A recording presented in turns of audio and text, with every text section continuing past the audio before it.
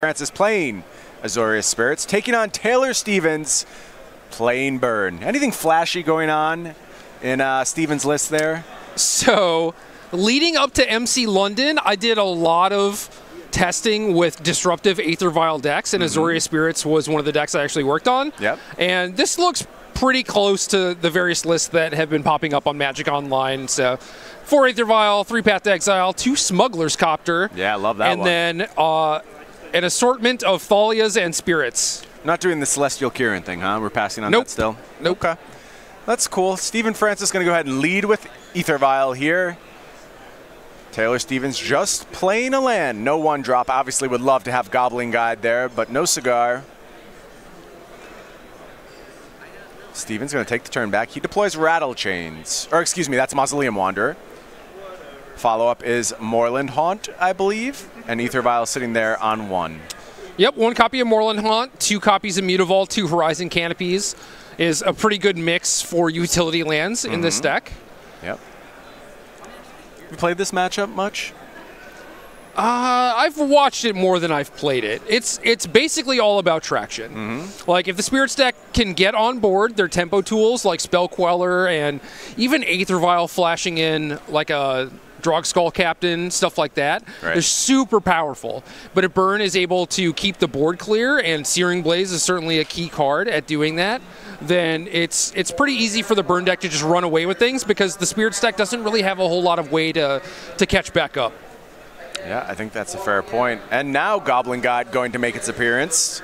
A little late, Goblin Guide, but we appreciate you anyway. Going to get in for 2 points of damage. Maybe. Yep, there it is, 2 points.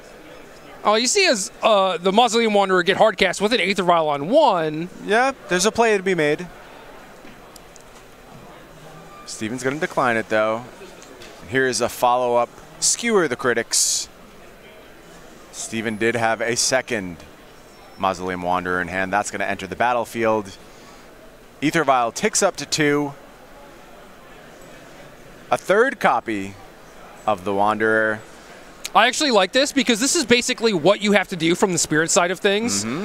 Steven did have access to a block on that Goblin Guide last turn and chose not to take it. Yeah, because he knows he needs the battlefield presence. Very smart, very smart. The instinct, I think, is preserve your life total, preserve your life total, you're against Burn. But Steven figured out, no, I need to get on the battlefield here. And now Thalia gonna put the tax on Taylor Stevens. Make those spells a bit more expensive, eat up another one of his turn, hopefully from the Spirit side. Here is those Searing Blazes you talk about. And we're going to cash in the Mausoleum Wanderer to counter that. Makes sense. Yeah, perfect sense. Absolutely. Aether Vial ticks up to 3. Does Steven have a Lord in hand? It looks like it's a Spell Queller in hand. I think he's got 2 Spell Quellers and a Supreme Phantom that he drew this turn. Sounds pretty good. Thalia keeping the Goblin Guide at bay. Yep. Which is huge. And now Aether Vial on 3 with potentially 5 power worth of attackers. I think it's pretty nice. And both creatures are going to attack. Steven says, I'm the aggressor now, Burn deck. What do you think of that? Turned the corner. Yep. Is what we like to say. 5 points headed Taylor Stevens' way. He's going to fall to 12. Taylor's going to take a draw. It's a Swift Spear. We're going to play a Shockland untapped. Falling to 10 is Taylor Stevens.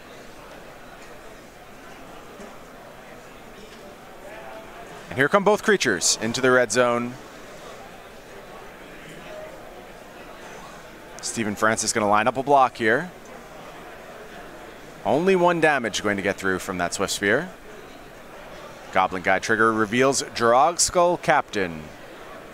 That's a big game. It's going to be a big one. Here comes a Lava Spike. Does Steven want to Spell Quell yet? Looks like no. Yeah, so it wasn't 2 Spell Quellers. It was a Captain and a Spell Queller. Yep, perfect. Exactly what you want there. And this is just going to be lethal. Yep. Gonna do a little math here. Yeah, just double check it. Make sure you're good. How about another Lord? How about a big time attack? That's 11 in the air plus 2 from Thalia on the ground, if you even care. Yeah, you can send it all. You're safe here. I guess Gut Shot could theoretically be a spell that could be cast, but... That's not going to do anything. No, it is not. And Steven Francis takes down game 1 in exactly the fashion you described. Just right. Got on the battlefield, passed up on that block. I think that was the key decision. There's always one in a game of Modern. People like to talk about 2 ships passing the night, but usually have to make a decision at some point. That was the one, and Steven nailed it. Yeah, perfect. Let's take a look at the sideboards here for both players. There you see 3 copies of Tocatli Honor Guard. Interesting inclusion here. Humans is a pretty tough matchup. Yeah, and this is a big game there.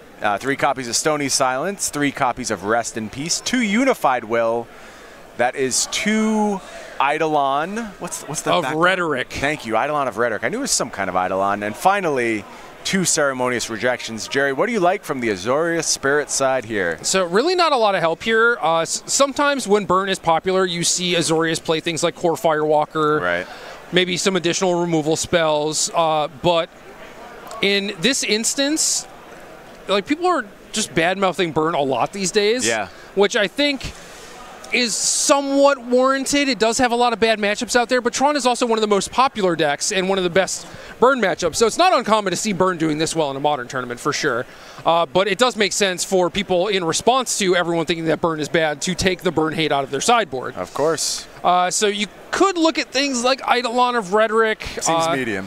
It's definitely medium. It just depends on what are the things that you want to take out. And honestly, looking at this deck, Deputy of Detention, maybe you could make an argument for Kira, but I feel like those cards are even just stronger than the Eidolon would be. What about Smuggler's Copter, where their goal is just keep your battlefield clear? Are you a little concerned about just having a dead card off the top of your deck? Yeah, Copter is a little bit on the slow side for sure. I could see that. We'll see what Steven wants to do here. Meanwhile, over on Taylor Stevens' side, we are looking at 1 Grim Lavamancer, 2 Anger of the Gods, 2 Path to Exile, 2 Rest in Peace, 4 Destructive Revelry, and finally 4 Skullcrack. Jerry, what are you doing if you're Burn guy here? Grim Lavamancer, absolutely 100%, slam dunk, best card in the matchup. Yep. I don't think you put Anger of the Gods in your sideboard to not bring him in a matchup like this. And I could also see the Path to Exiles coming in.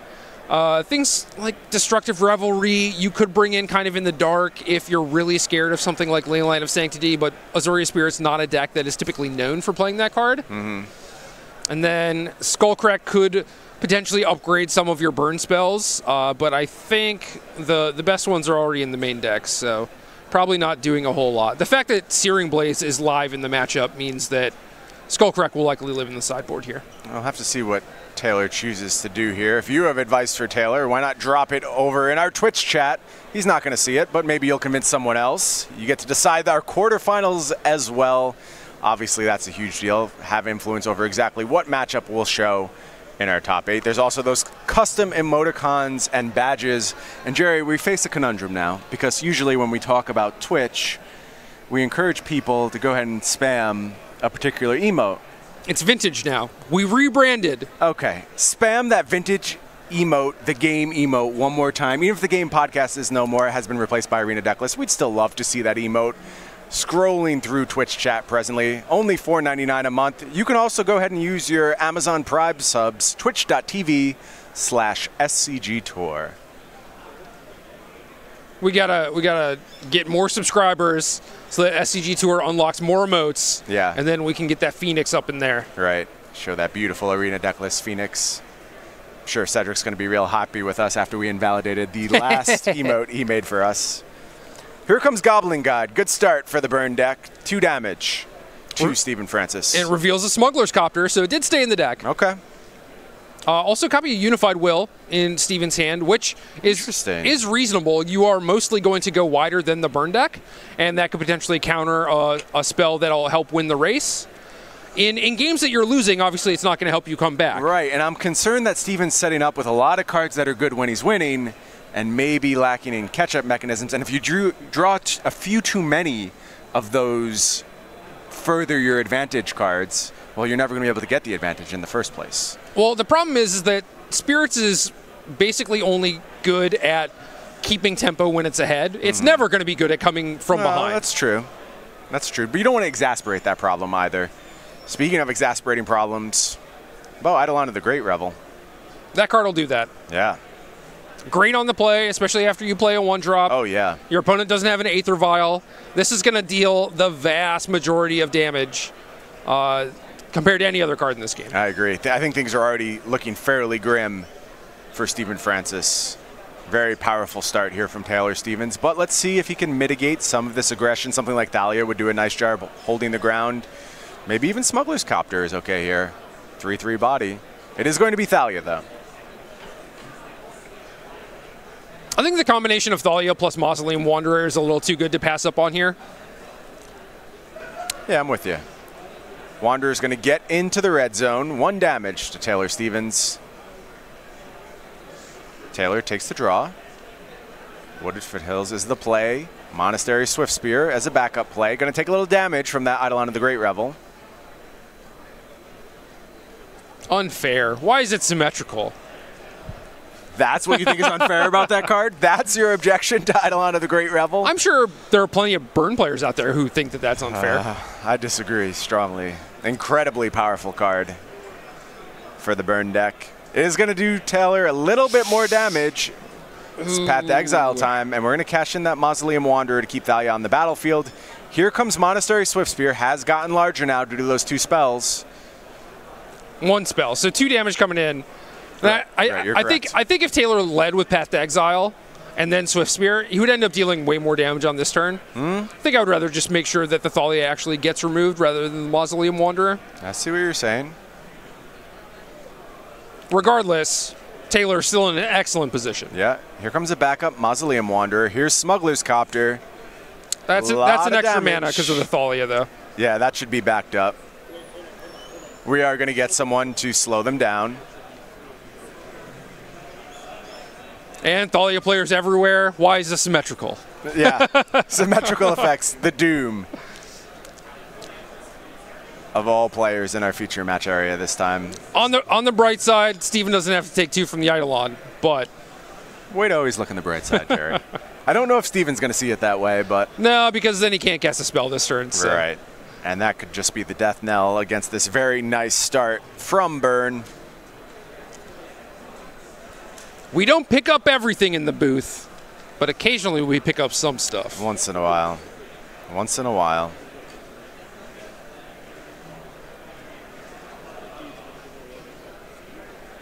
It looks like we're just going to scoop here. Steven does not see a way out of this predicament. I kind of agree with him. Not a whole lot his deck can offer. Yeah, way too far behind. Like I said, not a lot of things in the way of catch-up mechanisms. Eidolon basically locking him out of playing spells. So what are you going to do? All right, so we're headed back to the sideboards. Anything you want to reconsider here? Again, now you have fewer resources. I'm worried about these cards, which are dependent on other cards to function. I keep making that point, but I would go very light on those type of effects in this matchup.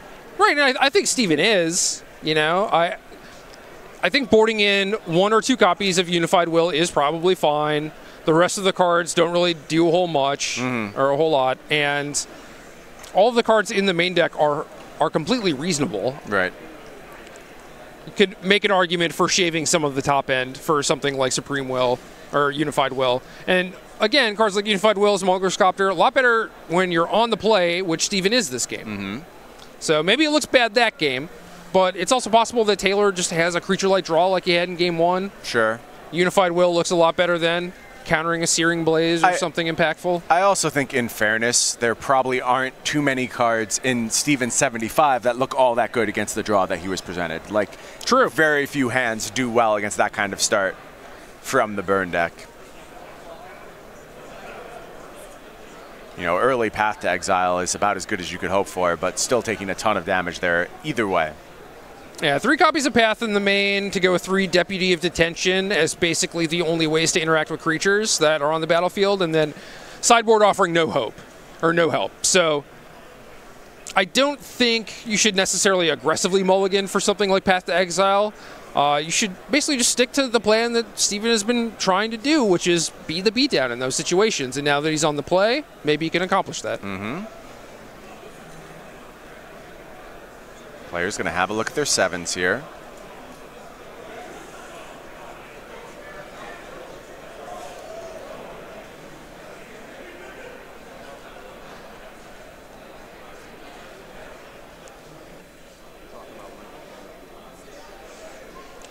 So turn 1 Aether Vial from Steven is going to go a long way for allowing him to get onto the battlefield very quickly, and also is a nice way for him to get around Eidolon of the Great Revel if it comes down to that. Absolutely. The ideal start from this Azorius Spirits deck.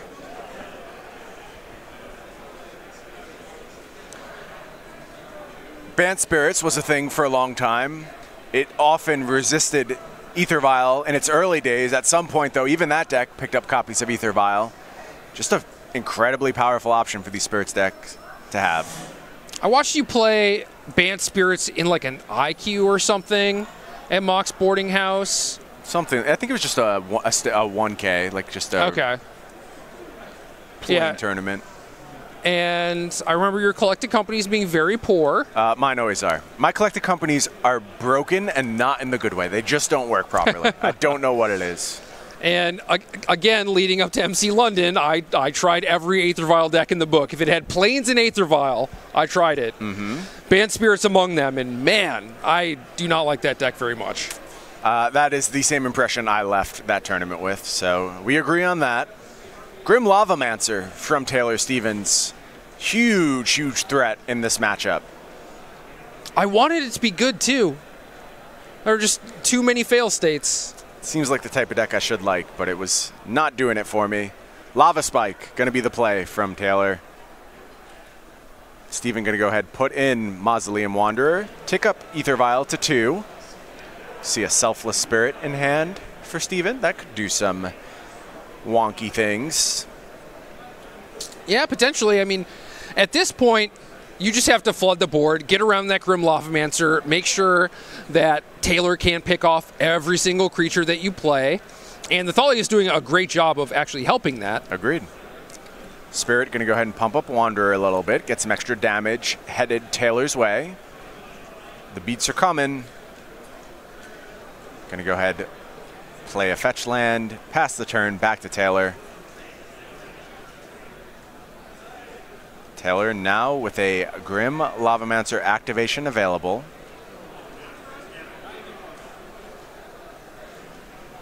He's having to think. He is going to go ahead and activate Lavamancer, targeting Thalia. And Selfless Spirit going to hit the bin. How do you feel in this situation where you want to remove the Thalia as the burn player? Your opponent has a Selfless Spirit, and by activating Lavamancer targeting Grim Lavamancer, you're giving, or targeting Grim Lavamancer with Thalia, you're giving your opponent a choice. Do they let the Thalia die, or do they save it with Selfless Spirit? So you want to just target the Selfless Spirit, take away the choice? I mean, that is what a lot of people would advocate for. Right. Well, you can also make the argument, like, let your opponent make the mistake. Right. This seems like a very unlikely mistake to make, but give him the chance, right? But it's non-zero. The thing is about letting your opponent make a choice is your opponent has more information because they know their own hand. Right. But they don't know your hand. I mean, you have different information. I don't think you can say you have more information. You have different information. Sure. Meanwhile, Spell Queller going to come down, take care of that Lava Spike. Battlefield presence intensifies. Horizon Canopy is going to be cashed in. Stephen Francis takes a card off the top. Looks like it was an Aether Vial. Here come the beats. We're going to get in for 5 points of damage. Taylor Stevens going to fall to 7. That Aether Vial is an extra mana. Yep. We got to stop this again.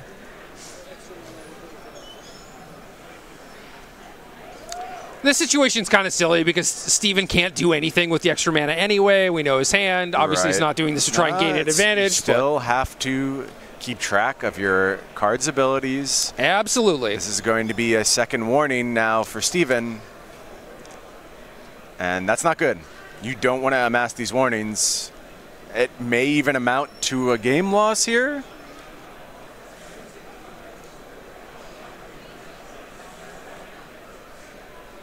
So judges are weighing in. And I do think that went to game loss. Let's see. We're going to get some quality, some clear up on this situation. obviously it seems like Stephen Francis is going to incur some penalty for not properly acknowledging his Thalia. We don't know if it's going to be a game loss yet. We're going to let them sort that out. It sounds like it's likely to be a game loss. What spurred mana usage on that turn was a Horizon Canopy, Jerry. Yes. And why don't we talk about Canopy Land since we're here? I prefer Horizon Lands. Horizon Lands. You were on Team Canopy for a while. Do you still stand there? No, I wasn't on that team. Okay. I was just devil's advocating. You said it. Oh, thanks. I appreciate that. You said it on our podcast this week, and I had to stop you. I do like Horizon Lands better for these, but ultimately, I was just doing it to needle you. Sure. Ultimately, call them what you want. I don't care as long as we're identifying them. I'm talking about Fiery Islet and the like. I think it's Islet, isn't it? I don't know. Okay. Say whatever you want. Again, it's your world. Do what makes you happy. Call them Horizon Lands. Call them Canopy Lands. Call it Fiery Islet or Islet. But either way, you're paying 1 life for either red or blue mana, or you can pay 1, sacrifice Fiery, whatever it is, draw a card. Islet sounds better. I don't know. It just looks weird. Sure. What do you think these do to Modern, Jerry? These are unquestionably impactful. For so long, it's been Horizon Canopy filling the domain. And in fact, I think that was a large portion of White's strength in this format, the ability to get access to Horizon Canopy. And you can make the same argument for Green, of course, but I feel like these white-based creature decks were the ones that really leveraged it well. Yeah, humans, obviously. Humans. Humans being the most notable one. You get to play a 19-land deck, super low curve, have things like Aether Vial, Noble Hierarch, and then part of your mana base gets to get cashed in for cards. It is a very, very powerful effect because flooding is one of the worst things that can happen to you in a game of Magic, where you just feel like you have no control over the game. So finding ways to actually make use of your mana and get extra resources out of it, extra cards, or even like the creature lands, Treetop Village, Raging Ravine. These are some of the most powerful cards in Magic, and they're kind of understated because it's just like, yeah, you got an extra 3/3, big deal. A lot of the games come down to them not mattering, but in the games where they do matter, you literally win or lose the game based on those cards. I think it's huge. That's a great way of looking at it, and I do think historically people have undervalued how important this kind of effect is on any land. I mean, we see it with like Blast Zone being a very meaningful card. If you get something out of your land besides mana, it often can be game breaking. Well, especially for these where they also function as dual lands. Right, they're fixing your mana simultaneously. And Is It Phoenix played 18 land basically since its inception, but you see players arguing whether or not they should play the 3rd Steam Vents or a Sulphur Falls, an extra fetch land, an extra basic land. It's like, well, naturally drawing Steam Vents isn't great. It's not something that you would want to draw, otherwise you would just put 4 copies in your deck, right? This is a card like Fiery Islet. Whatever you want. It's your world. I'll follow your example. Sure. You generally can't go wrong with that. Fiery Islet. That is going to be in the deck. I don't think it's necessarily going to be a 4 of, but it's an easy card that you can slot in as a 2 of and get a little bit of extra value out of your mana base. I will say there's an interesting tension present, especially in Is It Phoenix, as opposed to something like, say, Humans, in that Is It Phoenix wants to spend a lot of its mana on every turn. You want to tap your lands on every single turn. Whereas Humans, you play your Aether Vial, and a lot of times you have actual nothing to do with your mana. So those are very different situations, and the damage from a card like Fiery, whatever it is, can really add up. And matchups like, say, against Burn, I think it's going to be a huge cost to that deck. Not to say they don't want them. I think they're very impactful. Almost every deck that has access to them is going to at least consider them. Yeah, but there is a cost. For Phoenix specifically, I think you want a couple. Do you think Burn is going to play any of these? Well, maybe Trim. I guess you get the white-red one, right? They already play Inspiring Vantage. Yeah, it seems better. I mean, in matchups like against Azoria Spirits, where kind of it comes down to a race, obviously taking damage is a cost. That does matter. No deck in Modern really gets to free roll that. But yeah, I do think that these are going to show up in a lot of different spots, and there are going to be reasons maybe why something like red-white Burn is stronger than red-black Burn, because they have access